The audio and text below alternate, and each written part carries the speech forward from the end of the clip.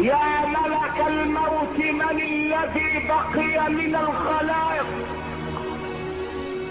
الانس ماتوا والجن ماتوا والملائكة ماتت.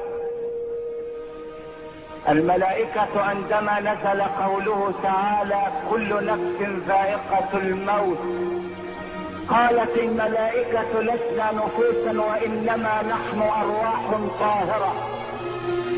فنزل قوله تعالى كل من عليها فان، قالت الملائكة لسنا على الأرض إنما نحن سكان السماء.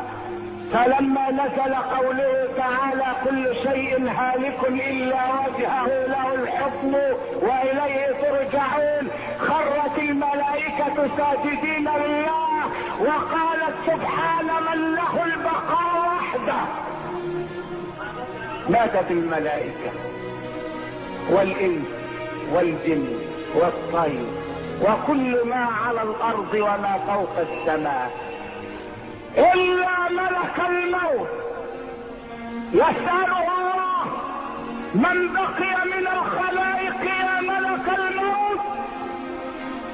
يقول إلهي لم يبق إلا جبريل وإسرافيل وعبدك الماثل الآن بين يديك.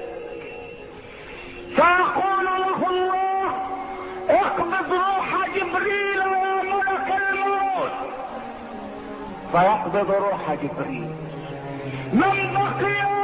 يقول ميكائيل وإسرافيل وأنا العبد الذليل بين يديك. اقبض روح ميكائيل يا ملك الموت، فيقبضها. اقبض روح إسرافيل يا ملك الموت، فيقبضها. ثم يسأله الجبار جل جلاله من بقي من الخلائق يا ملك الموت؟ فيقول لم يبق إلا أنا العبد الذليل بين يديك. فيقول له الله مت يا ملك الموت، مت يا ملك الموت. لا يموت ملك الموت، وعندما يشعر بسكرات الموت يقول وعزتك وجلالك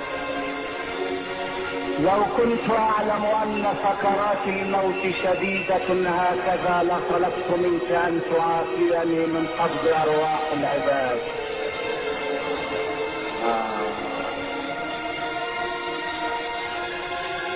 ويموت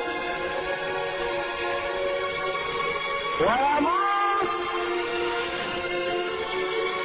يموت ملك.